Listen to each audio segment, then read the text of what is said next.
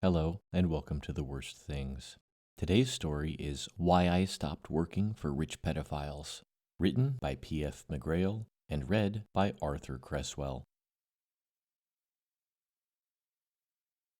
Let me start this off by getting one thing straight. Fuck that psychopath Roger. If he could have just controlled himself or stuck to a plan or had a plan, then no one would have had to die. Look, I know most people would slide their shifting moral scale over to judgment when they hear what I do for a living, but it swings right back the other way when they go to the butcher for a pound of stolen flesh. The cow would still call it murder, and the butcher would call it a paycheck. You? My guess is that you file it under tasty. So when I get a salary for doing what other people would put in the evil category, just remember that someone would be doing it if I weren't, and that 10 people in third world nations died of starvation while you listen to this on a $1,000 toy. And this job is balanced by its risks. Given enough time, they'll bite you. I don't know why Roger got his rocks off from chasing down kids. I'll be straightforward and admit that I have a thing for fucking women in Star Wars masks. Do you have any desire to share the kinkiest shit you ever requested from a partner? Anyway, my job wasn't to judge, but he was just so fucking pushy. He had laced these shitty brownies with enough sedatives that I wondered if he was planning on killing the kids outright. That seemed reckless enough, but then he brings in this girl who's around 8 years old and starts feeding her there and then. I mean, what the hell? We hadn't planned on starting until the next week, and we'd just tortured some yuppie couple because Roger thought they'd have a couple million in cash stored somewhere. Turns out they only had a fistful of jewelry and an Aston Martin that we can't sell because it's too hot. Anyway, Roger takes this little girl to our blood and guts room, which still smells like death warmed over, and neither one of them bats an eye as he feeds her one of the brownies. The thing is, she hardly bats an eye afterwards either. I mean, what the fuck, little girl? That brownie should have been enough to give permanent limp dick to a silverback gorilla, but she just chomps it down and starts texting someone. Roger asks her, "Who are you texting, Janie?" And she says, "My dad's almost here." And Roger turns white as a sheet. And he says, "You mean this house?" And the girl says, "Yeah, he should be coming up the driveway any minute." This is why I don't like working with Roger. I just met him last week, so I've been working security with him and this silent fellow named Mort for a couple of days. Super boring. Good money. No complaints, but I think Mort might be a fairy and that shit straight up weirds me out. So Mort, Roger, and I each grab an Uzi from the floor. Roger has handpicked our security equipment because as far as I can tell, he has an endless supply of cash and thinks we're in a G.I. Joe cartoon. I have to shake the fucking rats off of mine because Roger insisted on leaving the yuppies' dismembered body parts on the ground for all the world to see, and that's attracted the local wildlife. Roger had only paid half the week's pay up front, so I had to stick it out.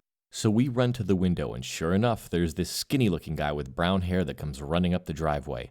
I figure we should play it cool, but Roger, in his infinite brilliance, says, "Light him up," and fires out the open window. Now, I may have mentioned that Roger's an idiot. He can't handle the top-heavy Uzi and starts painting the ceiling with bullets. I figure it's all gone to shit, too late to go back, so I join Mort as we shoot the running man right there in the driveway. Poor bastard didn't have a chance. At least he shouldn't have. I watch his tore-up body twitch, then sit up, then stand up like he hasn't taken a dozen rounds from the only good thing to come from Israel. So Mort and I take aim again, and this fucker jumps and lands on the porch. It had to be 30 feet. And that's when I nope right the fuck out of there. I sprint for the hall and decide that hiding is a better tactic than running from Mr. Jumping Man. I trip on the ground and drop the Uzi, but figure, correctly, that every second counts and I leave it behind. So I find a hallway closet, dive inside, and snuggle up real close to some coats. I sit down, and that's when I remember we threw Mr. Yuppie's head in the closet. I was using him for a stool. He was still bloody. And anyone who's ever worn swim trunks knows that the crotch dries last. But I'd be a fucked salamander if I was going back into that nut house. I'd just have to wait it out while Mr. Yuppie's squishy viscera dried on my taint. Like I said, the window was open. But Mr. Jumping Man apparently doesn't give a shit because I hear the window explode and a human-sized object hit the floor. The growling, though, that doesn't sound human at all. I hear Mort scream, and the Uzi starts firing, and then both of them just stop. Roger starts babbling like he's trying to strike a deal, but I can tell he's probably shaking like an altar boy all alone after church.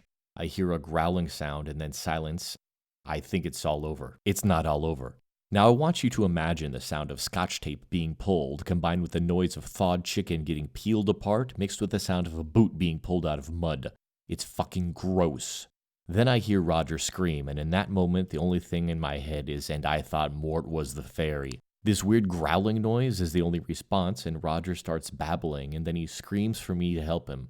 I nearly shit my pants, and I piss myself just a little because I know Roger's going to die, and he knows it too. That's when the tearing sound starts again, and fuck a duck, it's slow and paired with screaming. Every so often I hear what sounds like tree branches cracking. After enough years in my line of work, though, I know it's the sound of long bones bursting like wood in a campfire. Snap, crackle, pop. Roger's sobbing is punctuated only by the sound of aggressive vomiting, which is always immediately replaced by more crying. I can't say I blame the guy, it sounds like a fucking terrible way to die. I'd have the barrel of my own gun halfway down my throat right now if I hadn't dropped it, because fuck that noise. Finally, Roger gives this almighty shriek that makes the hair on my balls stand straight up, and there's a sound like 3 dozen lasagnas all hitting the same spot on the floor. His crying cuts out right then and there. So I figure this is it. I'm going to exit this world looking like the goop that shoots out of a Play-Doh spaghetti maker. Then I hear the girl talking again, and I realize that she must have seen all of this. "Daddy, are you okay?" she asks. "Just get me home," he says, and he sounds tired as all fuck. Would you know it? They just got up and left. Normally I get the fuck out of Dodge when the workday is done, but I'm having none of it. I just sit and wait for the cops to show up and find me in the closet with a severed head because I figure that's the safest of all my godforsaken options. I sit there for a solid 2 hours in the near silence. You know the sound that trees make when water sloughs off after a rainstorm dies out? There's the occasional drip that lets you know the whole world has been saturated. Well, I have to hear it, and I figured out pretty quickly that it was Roger's pureed guts that were plopping down from the ceiling onto the blood below.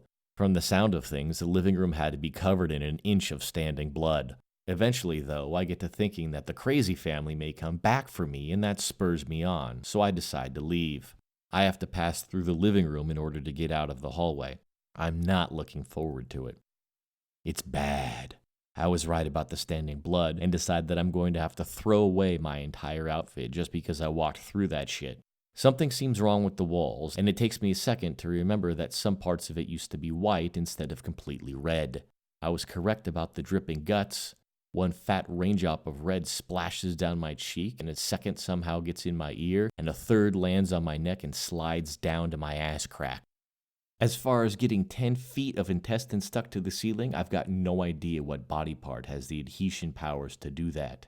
In retrospect, I should have been looking forward instead of up because I'm taken off guard when the furry thing flies across the room and hits my face. I brush it aside and stare as it swings back and forth like a pendulum. When it crests back my way, I finally understand that it's Roger's hair. He had been scalped. A thin string of skin and what appear to be nerve bundles attach it to the chandelier, which allows it to swing lazily back and forth. That's when I try to run. That's why I slip. That's how the nastiness creeps into my underwear as I lay on the floor. I'm pretty sure some chunks found their way into my clothes, but I don't stop to empty them out. I want to be done. I crawl through the blood and finally get to the front door, where I slip back and forth as I struggle to turn the knob with my wet hands. When I finally get free, I sprint through the night as fast as I can, hop in my car, and start driving to another state. I have to stew in the dirtiness for a while. Everywhere is itchy, but it's not like I can pop into a Love's and grab a shower when it looks like I've just fucked a grizzly bear. 2 hours pass before I can stop at an unknown crossroads and try to clean out the worst of things. The small of my back has just been so irritable that I reach there first. My suspicions are confirmed when I feel a mass of something making a splorch as I slide my fingers through the coat of coagulated blood. I pull out the mass for further inspection. That's how I find out what happened to Roger's severed penis. And that's why I no longer work for rich pedophiles.